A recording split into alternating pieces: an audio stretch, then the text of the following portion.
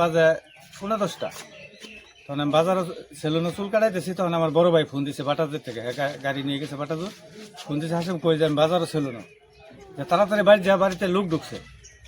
কে লোক ঢুকছে বাড়াতে? হ্যাঁ, আমার দমক দেয় কইছে। পরে আমি একটা অটো নিয়ে তাড়াতাড়ি আসছি, আইয়ে দেখি আমি এটা ঢুকতে পারছি না। আমি ডাক্তার মানে গলা সিলে ডাকছি, ডাক্তার আমি বাড়িতে যে লাডি নিয়েছি, বাড়ির ভিতর থেকে লাডি নিয়ে তারপরে আমি বাড়ির ভিতর ঢুকছি। ঢুকে আমি বারিন্দার সামনে খাড়েছি, দিয়ে বারিন্দা আগলা। পরে বারিন্দার উপরে গেছি, দেখি যে দরজা আগলা, ঘরের যা কিছু আছে সবকিছু এলোমেলো, কাপড় চোপড় সবকিছু এলোমেলো। ওই আমার যে ভাবি, হ্যাঁ মানে উপরে হেফে রয়েছে, পিছনে হাত বান্ধা, মুখও বান্ধা। পরে আমি তার চিৎ করছি, এখন দিয়ে কোনো জ্ঞান নাই তার। তারপরে আমি তার মুখ খুললা, হাতের বান খুললা, পরে হেসে বারিন্দাতে নিয়ে পানি ঢালছি লোকজন নিয়ে। আর তার মেয়ের জামাই আসছে, তাকে নিয়ে পানি ঢালছি। আর অন্য বাড়তি কোনো লোক পাইছি না।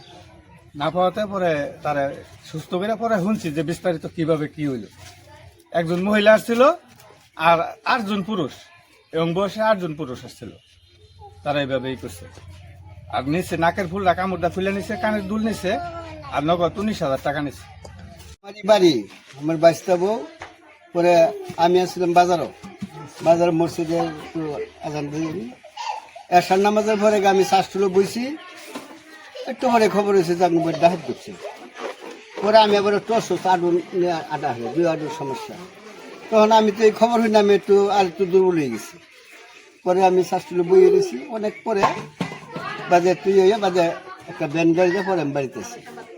এই তো শুনি যে এই অবস্থা ডাহাত ঢুকছি, এইভাবে আমার বাইশটা গড়গার ঢুকছি, তারা ডাহাইতেও ভিতরে ঢুকছে, 2 খেবাতে বাঁধছে। তার বান্ধা মুখ আটকাইছি, বান্ধা বাদে তার জিনিস হাতে নিচ্ছে, নায়ের গয়নাটা নিছে, কানের গয়না নিছে। আর বাদ বাকি গয়না যাচ্ছে ওই 2 মেয়ের গয়না যায়, ও হ্যাঁ আবার ঘরের ভিতরে ঢুকে ওই গয়নাটি ফ্রিজের ভিতরে ধরে গেছে। পরে টেহাটাও আতন হয়েছে, টেহাটা সরি হেলাবো এই মুহূর্তে তার আত দূরে। সন্ধ্যাবেলা আপনার ওই যে আমি মনে করেন দিনের বেলা আমার একটা ছাগল হারাইছি। ওই ছাগল সারাদিনই আমি খুঁজতেছি, খোঁজার পরে সন্ধ্যাবেলা বাড়িতে এসে আমার গরু আছে, মহিষ আছে, সব কিছু আছে। মানে সব কিছু গুছাইয়া আমি আজকে সন্ধ্যার আগেই, মানে রাত্রি হয় নাই, ওই গোয়ালে তালা দিছি, গেটে তালা দেওয়ার পরে আমি ঘরের পরে মনে করেন যে এই 9টা অনুমান 9টা 9:30 দিকে আমি গেট খুলে আবার বাহিরে যাবো, বাথরুমে যাবো, আবার গোয়াল আসবো। তো আমি যখন গেটটা খুলছি, গেট খোলার সাথে সাথে ওই দিকে থেকে 2 পাশে থেকে আমার 2 জনে হাত ধরছি। গেট খোলা বাহিরে যখন বাইরেছি, তখন 2 জনে হাত ধরার পর একটা মহিলা ছিল, ওই মহিলাটা যায় আমার সরাসরি গলার মধ্যে ধরছে।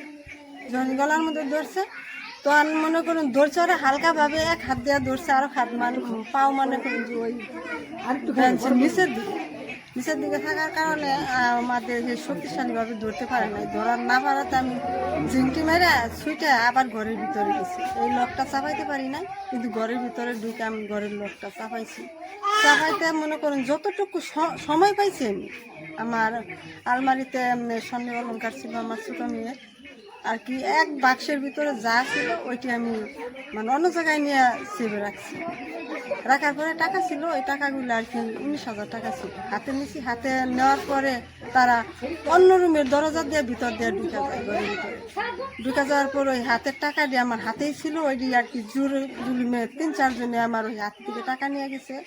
পরে ওই আলমারির ভিতরে যা কিছু আসছিল, কাপড় বা ওই অলংকার যা পাইছে সবই তারা নিচ্ছে। আর যা কাপড় চোপড় ছিল ওইগুলো সব মানে ওরা ঘরেতে সরাই ছিটাই ফেলাই দিচ্ছে। ফেলা দেওয়ার পরে যখন আমি চাবিটা আর একবার চাইছি, আমি কইছি যে না, গোয়ালের চাবি দিন না, গোয়ালের চাবি আমার কাছে নাই, গোয়ালের চাবি যার কাছে সে বাজারে।